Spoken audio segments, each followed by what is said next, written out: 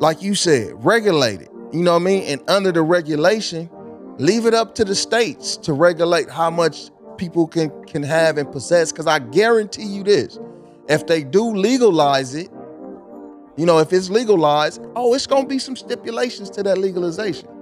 Believe that. It's not gonna just be free for all legal. You can have 50,000 pounds in your house, or you can grow all this weed. You know what I'm saying? Because you still got Wishful businesses. thinking. Yeah, but you still got businesses that gotta make a profit. So now if you got all these people growing pounds of weed and sitting on just the average Joe growing all this weed and having all this weed, where's it gonna go?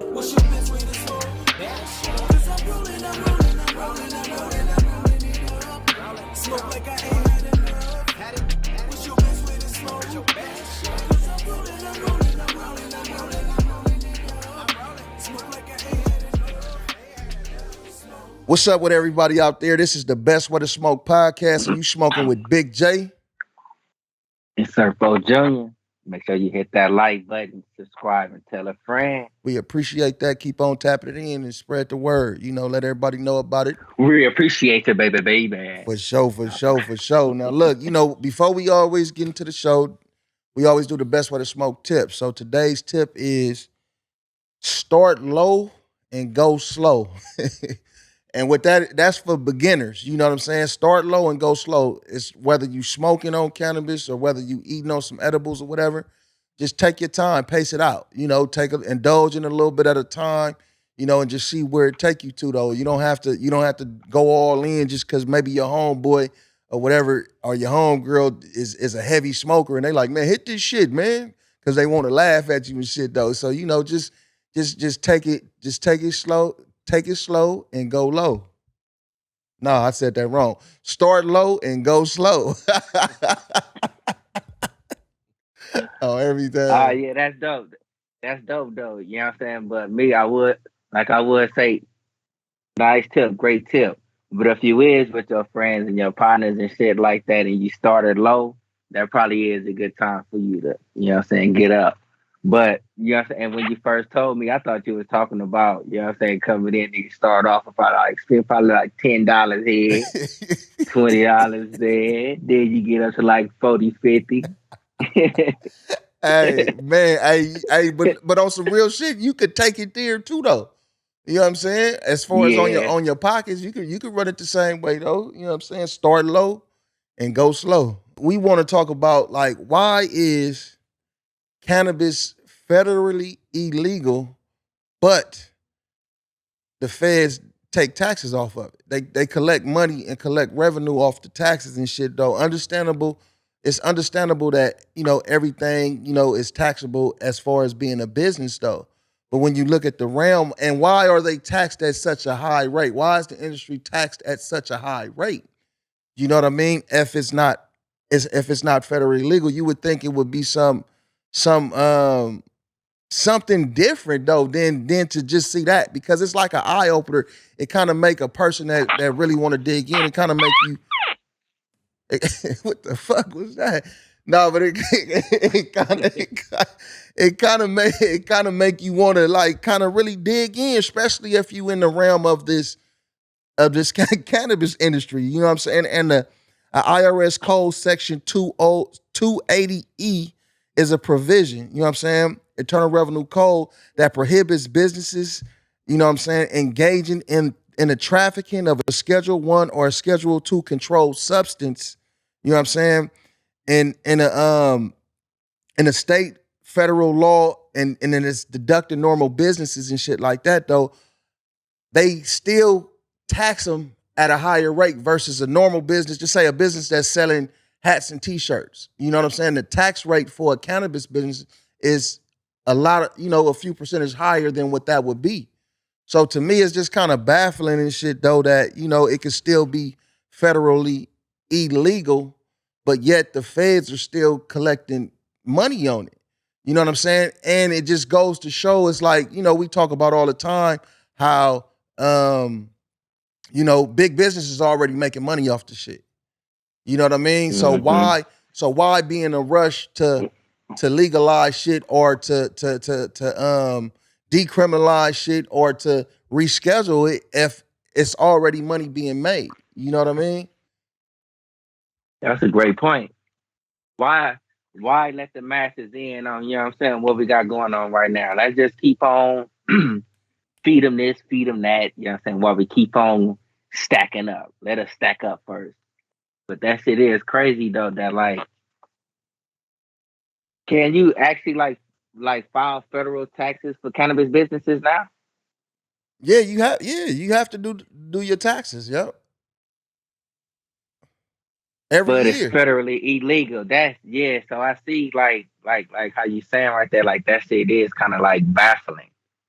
But then on the flip side of it, it's like the feds got to get funded somewhere. You know what I'm saying? Yeah. And it's like this too though. They it's no tax deduction. It's no major tax deductions for cannabis businesses. Any business that that's selling a Schedule One or Schedule Two drug, or of for what they call it, there's no tax deductions or tax credits beyond the cost of goods that's sold. So you'll get deductions on your goods, but it's no other deductions that you can pull in to help to help limit what you're gonna have to pay back to the feds. You know what I'm saying? So So there, go ahead. no, I was gonna say, no, I was gonna say. So you have businesses out there selling like other Schedule One substances.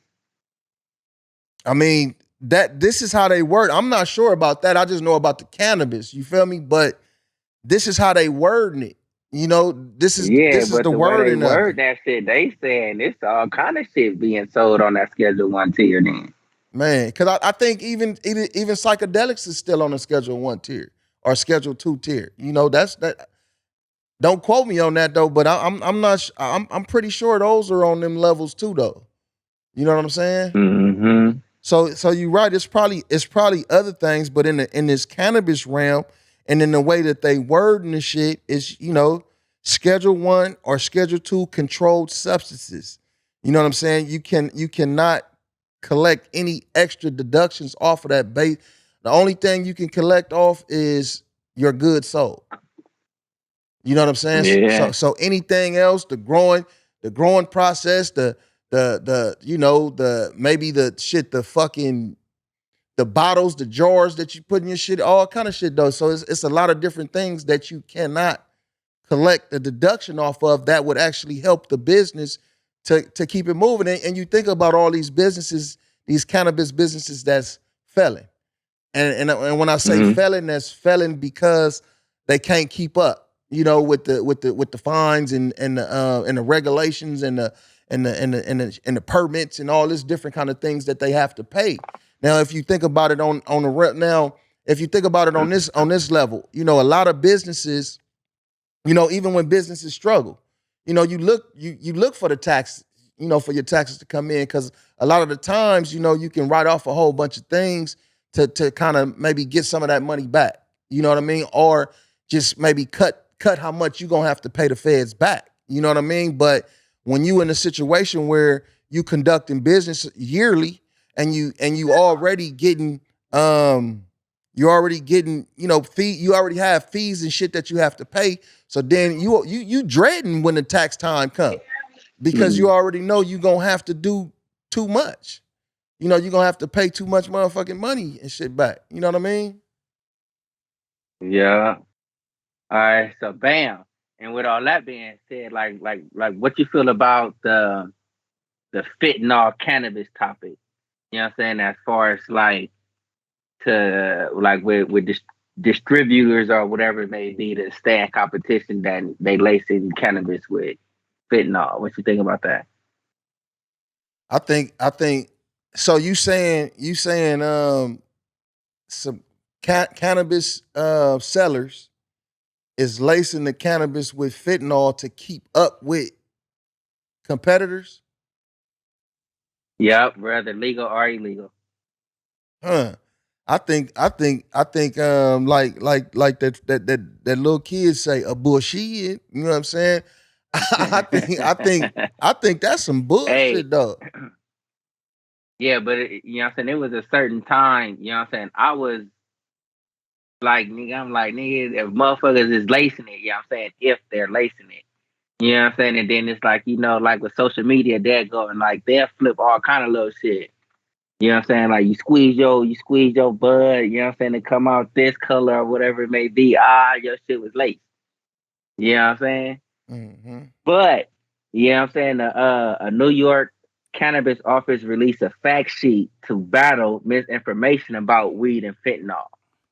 You know what I'm saying? So they done went and did the research. You know what I'm saying? I'm taking it as if like they done went. You know what I'm saying? Spot to spot to spot randomly. You know what I'm saying? Just going in getting this. That's how I'm taking it. Right.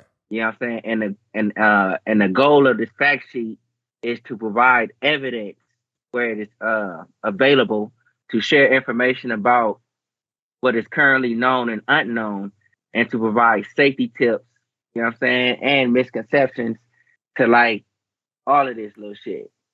You know what I'm saying? So if it's like shops out there, you know what I'm saying, the motherfuckers is putting out like, this shop over here or so and so right here, you know what I'm saying, got this, that's a big old misconception.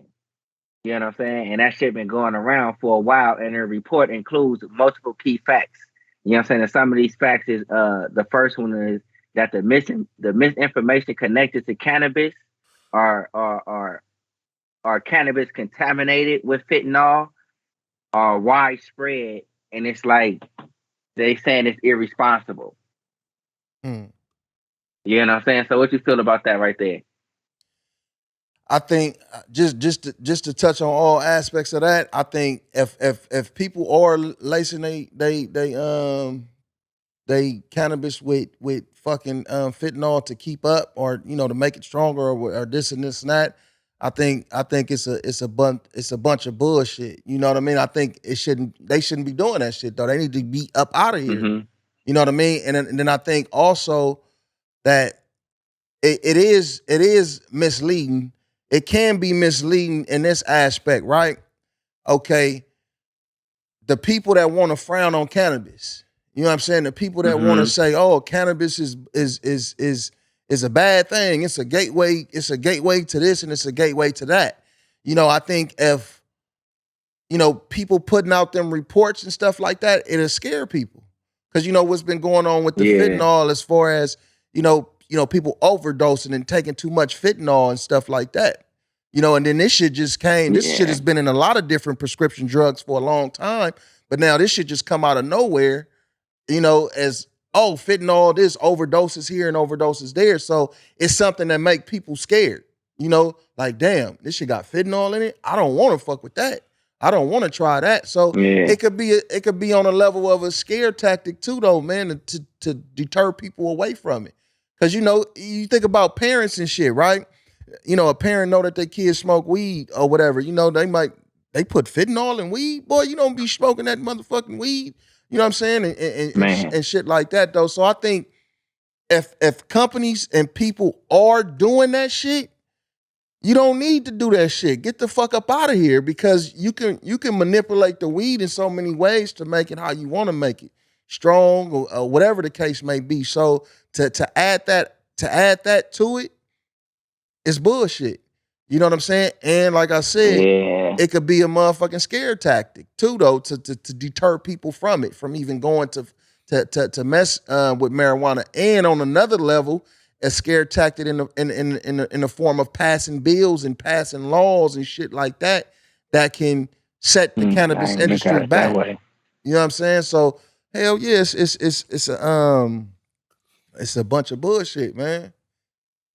Yeah, and it's like I'm happy they came out with shit like this, because before it's like I didn't even, because I was on the gravy train as being like, damn, you motherfuckers is lacing it. That's why it's like I be selective, you know what I'm saying, when I be getting certain bud. You know what I'm saying? If I'm dealing with you, I'm dealing with you. That's it. Mm-hmm. You know what I'm saying? And it's like it did have me kind of like quizzical and scared, you know what I'm saying? Because I got a teenager growing up, you know what I'm saying, moving around in the streets and shit, man, and who knows, you know what I'm saying, what will be passed on in the streets. On You the know what I'm real. saying? Hopefully, you know what I'm saying, my baby take in, and you know what I'm saying, the wisdom and knowledge like me and her mama give her, you know what I'm saying, and she's straight. You know what I'm saying? But still to the fact is like if you do got the teenagers, you know what I'm saying, going and getting this and going and getting that, that shit is fucking scary. You know what I'm saying? And it's like the New York researchers, you know what I'm saying, and there's other little research out there, you know what I'm saying, that corroborate the little stories as far as like, no, our cannabis is not being like laced with this, you know what I'm saying? And if it is, it's nothing to do, you know what I'm saying, with anything mainstream that we got going on. Anything that's regulated, this, that, and the other, no, that ain't that.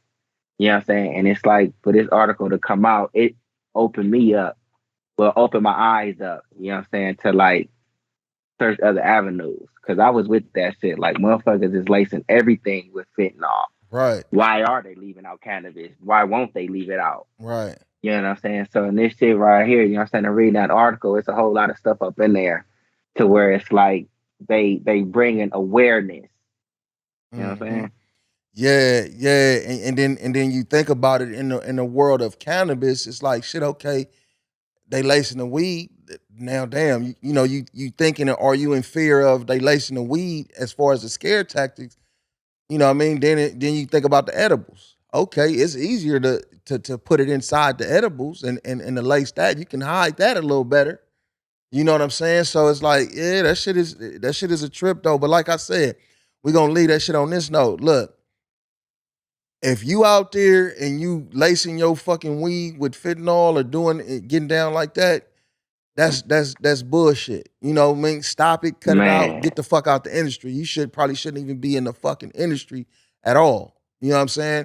And if you a politician and you one of them people that's trying to hit people with them scare tactics, get the facts on what's really going on and put the facts out there about the shit though. You know what I'm saying? Because I'm pretty sure, you know, the way this cannabis industry is and how people is so tight knit is so many different communities with this one big community with so many different other communities. People will be aware and know what's going on within the community of who's lacing their shit or who's doing that bullshit and boot their ass up out of this motherfucker. You know what I mean? Cause that's really. because that yeah, that's a bunch of bullshit right there. But look though, we always talk about, since we started this podcast, we talked about, decriminalization and legalization. You know what I'm saying? Rescheduling is just something that's new, that came up on, with a lot of them politicians and shit talking about, rescheduling it, versus decriminalizing it and legalizing it. And a lot of us get confused in that. I'm one of the ones that has been confused in the past in thinking that decriminalization, rescheduling, and legalization was all wrapped up in the same category. But it's actually a different twist for each one. You know what I'm saying? So, like, decriminalization, this refers to the process of reducing or eliminating criminal penalties for possession of small amounts of cannabis. Decriminalization does not make cannabis legal, but it does reduce the severity of penalties for possession. You know what I mean? So I'm gonna read through the other two real quick, and then I'm gonna tell you what I feel about it.